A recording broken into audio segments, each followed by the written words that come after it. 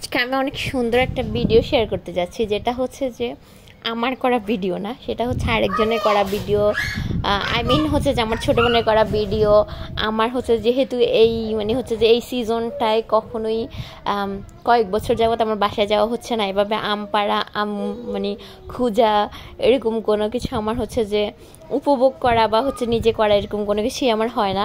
দেখা যায় হচ্ছে আম শেষ হয়ে গেলে বা হচ্ছে আম ছোটো থাকলে এরকম একটা ওই টাইমটায় কেন জানি হচ্ছে যে হয়, যার জন্য হয় না। তো আমি ওরে বললাম যে তুই আমাকে একটা ভিডিও করে পাঠা, তো যার কারণে হচ্ছে যে ও একটা ভিডিও করছে। তা এই যে মোমেন্টটা না আমার কাছে অত্যন্ত ভালো লাগে, অত্যন্ত। এটা হচ্ছে যে আমাদের বাসায় আম পাড়ার একটা ভিডিও।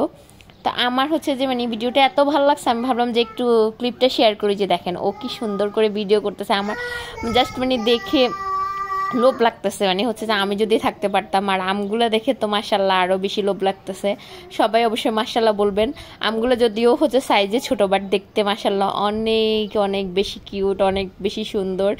আর এই জিনিসটা, এই মোমেন্টটা না জাস্ট ওয়াও, আম খোঁজার মোমেন্ট, এটা আমার কাছে মনে হয় কি ওয়ান কাইন্ড অফ এগুলো আসলে যখন এগুলো করা হয় তখন ফিল করা হয় না যে এগুলো কী জিনিস। আর যখন এগুলো করা হয় না তখন ফিল করা হয় আল্লাহ আমি এই জিনিসটা করতে পারতাম। আর এখন যেহেতু দিন দিন মানুষের জায়গা কমে যাচ্ছে, ফল গাছ কেটে মানুষ বাসা করতেছে, মনে হচ্ছে যে একটা সময় এইসব জিনিসগুলো আসলে হারিয়ে যাবে এরকম অবস্থা। আর আমাদের তো কাঁঠাল ধরছে, আম্মু বললো যে কাঁঠাল হচ্ছে যে নাকি পরিমাণে বেশি ধরছে, যার কারণে সাইজে একটু ছোটো নাকি।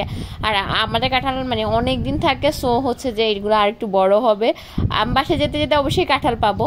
আর এটা আমাদের বাসার পেছন সাইডটা, যার জন্য এরকম ভাঙ্গাচুরা অবস্থা। কেউ দেখে আবার বললেন না যে হচ্ছে যে এরকম একটা অবস্থা। আর বললো কি, এই তো আল্লাহর রহমতে আমাদের বাসায় অনেক রকম ফল গাছ আছে। আমরা সেই ফল ম্যাক্সিমাম অনেক ফল গাছ আছে। তো এই জিনিসটা হচ্ছে যে ন্যাচারালি খুব একটা পাওয়া যায় না।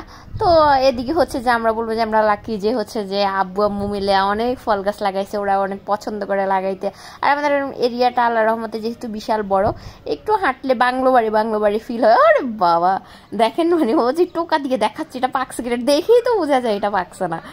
এরকম একটা অবস্থা। ওরে আমি বললাম, ও রিকোয়েস্ট করে ভিডিও করা, এমনিতে না।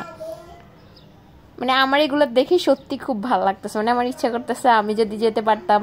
আর ওই যে ওয়েদারটাও কি সুন্দর, হালকা বাতাস, ঝিরি বৃষ্টি আসে, আগমরতায় আম পাড়তেছে যে তারও একটু ভিডিও করলো। এই তো সব কিছু মিলায়া এই ছিল ব্লগ। আসলে ভালো লাগার মতো একটা জিনিস, তাই শেয়ার করলাম। এই তো আম পাড়া শেষ। আর হচ্ছে এইগুলো হচ্ছে সবগুলো আম, এখানে মেবি হচ্ছে যে কাঁচা পাকা, এগুলো হচ্ছে যে মেবি বেছে রাখা হচ্ছে বা আলাদা করা হচ্ছে, এমন কিছু একটা।